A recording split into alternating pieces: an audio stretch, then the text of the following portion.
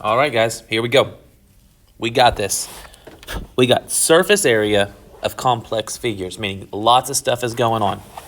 So we learned about surface area last time. Now we're going to talk about what happens as we manipulate shapes. And a big part of this is drawing out all the 2D shapes that we can see and touch. And I need you to understand that's what surface area is all about. It's about every surface you can see or touch. If you are holding in this object in your hand, could you see it? Could you touch it? If the answer is yes, then you have to include it in your surface area. Volume is very different. Volume is significantly easier to conceptualize. If I was doing the volume of this object, it would be the volume of a big cylinder minus the cylinder that's gone. That's it. Volume is just how much space it takes up. But surface area is very different. So if I were to draw all the surfaces that I see here, what would they look like? Well, let's focus on the big cylinder first. You would have two circles, but there's a problem. We don't have the entire circle. Those circles have holes in them. So the circles have holes. So let me just copy and paste so they look the same. All right, so I got two circles. These circles, I can do better, have holes inside of them. And then if you were to lay out the lateral part would be a big rectangle. So that's two circles. That's this circle with a hole. And the outside lateral surface, if you unrolled it, would be a big rectangle. Okay. The issue is, have you ever held a roll of toilet paper before? Can you touch and see this inside part, this cardboard? Yes. This is an additional surface, and I need you to understand this, guys. When you cut something up, when you slice something, when you drill a hole through something like this, like if you were to drill a hole through a cylinder, you're losing some surface, but you're gaining new surfaces. If you have any type of food, if you take a bite out of a piece of cake, you create new surfaces while removing other surfaces. And sometimes the surfaces you create is more than what you lose. So we lost these two circles, but we gained an entire rectangle on the inside here. This space, if you unrolled it, would be a rectangle. Remember when you unroll a cylinder? Now there's no circles here. I'm not going to include those circles. Why? Because those circles aren't there. If you took off all the toilet paper and were just holding the cardboard part in your hand, there would be no bases, just the cardboard. So we have an outside lateral and an inside lateral. This is base of the big. This is the lateral of the outside shape. This is the lateral of the inside shape. Those are all my pieces. So we need to account for all this. So this part we can do by doing the total of the big cylinder. And guys, when I see capital R, that means big radius. Little r means little radius. So the total of the big cylinder would be 2 pi big radius times the height, that's the lateral, plus 2 pi big R squared, that's the two bases. So that's the lateral plus the two bases of the big cylinder. But there's a big problem here. We have to subtract the two small bases minus two small bases minus 2 pi small r squared, because these two circles, those are holes. There's nothing in there. We have to get rid of that. And then we have to add, I'm actually going to bring all of this for a ride. I ran out of room. Let's bring it down here. We have to add this rectangle, which is 2 pi little RH. That is the lateral of the small. So it's the lateral of the big plus the two big bases minus the two small bases plus the lateral of the small, which would be 2 pi little RH. I know that's tough to understand. So what would that look like? Well, we know big R and little r. We know h. 9, 3, and 6 are the numbers. So it'd be 2 pi times 9 times, wait, what was h? H was 6 times 6 plus 2 pi times 9 squared minus 2 pi, little r was 3, plus 2 pi little r times h. This would be our overall surface area. So this would be 108 pi plus, that'd be 162 pi minus 18 pi plus 36 pi. These would combine to be plus 18 pi. Those would combine to be plus 180 pi. And then those would equal 208 pi. Nope. It wouldn't. 288 pi. There we go. So guys, when you cut shapes up, like imagine, I don't know, an orange. You have this sphere in your hand. When you slice through the orange, can't you now actually touch the juicy part of the orange? You couldn't touch it before. When you cut something up, you create surfaces that weren't there. So we have to account for that. We have to add that lateral of that inside cylinder. I know it's hard to see. We're going to do some more examples. So now we got some cheese here. You ever seen a cheese wheel? Let's go look at a cheese wheel. Cheese wheel. I know we can find it. So a cheese wheel would look like a cylinder. Now, we're going to pretend it's a perfect cylinder. They do kind of bulge out usually. This one looks more like a perfect cylinder. But cheese wheels will make a cylinder type shape. We're not going to talk about the rest of it. We're going to pretend it goes straight down. I know, it doesn't quite. It bulges out a little bit. We're going to ignore the divots in the cheese. We're not going to account for every little divot there. But we've got to find the surface area of this thing. So there was originally a much bigger cylinder here, right? How much of the cylinder do we have? We have 30 degrees. That means this angle here is 30 degrees. Let me change color. There we go. This angle is 30 degrees. That is 1/12. 30 out of 360 is a 1/12 of the circle. So we got a 1/12 of our cylinder. So anything that was on the original surface, so before it was cut, could you see all of this? Yes. Could you see all of this? Yes. Could you see the bottom? Yes. So all of these are surfaces that you could see or touch. So you have to account for that. We have 1/12 of the original cylinder. So if we do 1/12 the total of the original cylinder, that'll leave us with all of the original pieces that are left over. That's the top. So what would that look like? That would be, we have a sector on top, we have a sector on bottom, and we have a rectangle on this here. So this would be like the lateral part here on the side. This would roll out to a rectangle. These are both 1/12 of their circle. This is 1/12 of the lateral. Overall, we have 1/12 of the cylinder right here. Plus, what do we have that we can see now? Guys, this cheese, we're going to say it makes a rectangle. I know it's a little bit off, but we're only working with simple shapes here. This cheese is a new surface. You could not touch this cheese before you cut the cheese. You had to cut the cheese to be able to touch the cheese. Before, it was one big wheel. You couldn't actually touch the cheese.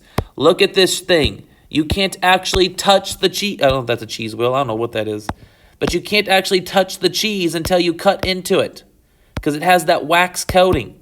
Here you go. You can't touch that until you cut through it.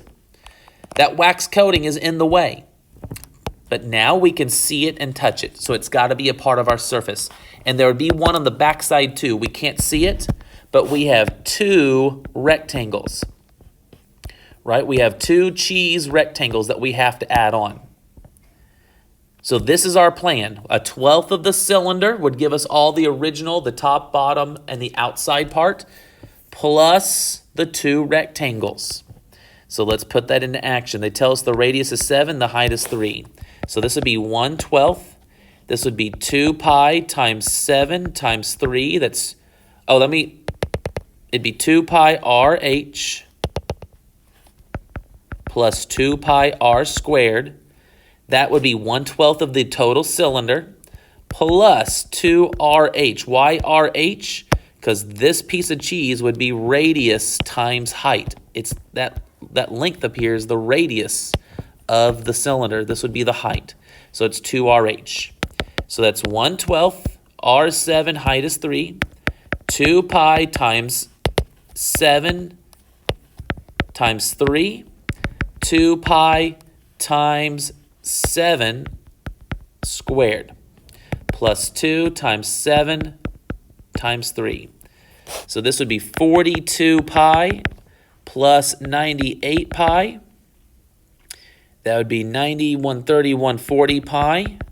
And don't forget we're doing that times a 12th. So that would be 70, 35 over 3 pi. Plus 42, and that would be our answer. So we have 1/12 of a cheese wheel plus 2 rectangular sections that we can now touch. This would be our final answer for this problem. If it asks you to round, you would type it in and round. Okay, let's do another one. What would the shape look like? If I were to draw all of the 2D shapes that we need to account for, right? So let's lay it out. They're called orthographic views. What would the front look like? The back look like? What are all the surfaces that we need to account for here? Let's start with the box. The box, I know they're not all the same size, but I'm just going to make them all the same size. Wouldn't the box be a total of 6 rectangles? Wouldn't that be the box? 6 rectangles. Front, back, left, right, top, bottom would be my 6 rectangles. Now there's an issue, is that the top has this circle that is covered up. So it's not quite the same as drilling a hole because it's not creating new surfaces, but one of our rectangles, so let's just say this is front, back, this is left, right, and this is top, bottom. This rectangle would have a circle hole. It's gone. It's like it's covered up. It's not there. It's not a surface. So to account for the box, we would do the total of the box minus the circle. And that would give us the surface area of just the box portion of this problem. Now let's change our focus to the cylinder. If I were to lay out the cylinder, wouldn't we have a rectangle and one circle? The rectangle is the lateral surface. We talked about in the last video. If you lay out a cylinder, the rectangle would be the lateral surface. And then we have this one circle. We can't see the other circle. It's covered up. Surface area is the area of the surfaces, things you can see and touch. So those are the only 2 things you can see and touch.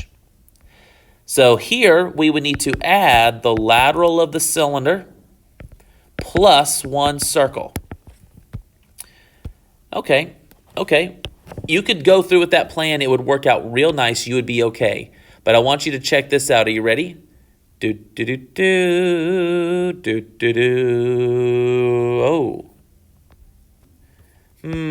I didn't draw them the same size, but technically aren't these the same thing? Isn't this circle the same? Aren't these 2 circles the same size? Ooh, yes they are. So could I just kind of pretend that this circle fills in that circle? And now I have just the entire box? Yeah. And actually look at the formulas. What is minus a circle plus a circle? Those cancel out. So our actual plan is going to be the total of the box plus the lateral of the cylinder. That you can do this a bunch of different ways, but the circle up here, we're going to pretend that this circle just fills in that spot. And it's accounted for when we do the total of the box. So instead of doing the total of the box minus a circle, and then the lateral of the cylinder plus a circle, we're going to cancel out the circles. So what is a box? A box is pH plus 2B. What's the lateral of a cylinder? It's 2 pi RH. So we need to know P, B, and H for the box.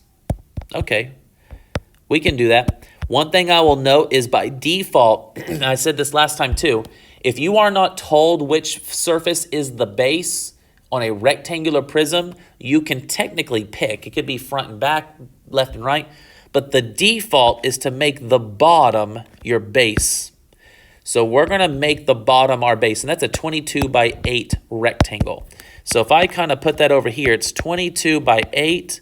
The perimeter would be 60. The area would be 176. And if the bottom is my base, the height would be 10. So I have a perimeter of 60, an area that's 176, and a height of 10. So plugging those numbers in, pH would be 60 times 10 plus 2 times 176. That'd be 600 plus 200, 140, 340, 352. So that is 952 plus 2 pi. What is R? If the diameter is 8 and the height is 10, that means that the radius is 4 and the height is 10. So that'd be times 4 times 10. And that would be plus 80 pi. And this would be our answer. Beautiful. All right, and then this one is straight off the homework. So when I did a work through of the homework, I did this problem. So you can go look at that video, but this one's done on the other work through, the surface area day 2 work through. All right, so you can go back and kind of watch these, but the ultimate goal here, guys, is account for every surface. Here, we lost 2 circles, but we gained a rectangle. So we had to add the rectangle. The rectangle is the lateral of the small cylinder. Here, we lost a lot, but we had, what did we have left over? We had a sector on top, a sector on bottom. We had a rectangle on the side. Those were all part of the original surface. We had 1/12 of the original surface. So when we did 1/12 of the original surface, we accounted for the top, bottom, and outside. But when we cut it, we created these 2 new cheese pieces. Like this is new lateral, this is new lateral. Those are rectangles that you can now see and touch. It's like a piece of cake. You cut a piece of cake out, you can now touch things that you couldn't touch before. Here we had a circle that was covered up. So when we did the total of the box, we had to do minus a circle. So we did the total of the box minus this spot that's covered up. When we did the cylinder, we just did the lateral of the cylinder plus 1 circle. Lateral of the cylinder plus 1 circle. And then we're like, okay, well, if we're going to do minus a circle plus a circle, we might as well just do nothing because they cancel each other out. Basically, that circle on top, we can pretend it's the circle on bottom. And we were able to do the box that way. All right, moving on. Or not moving on. I'll see you guys next time.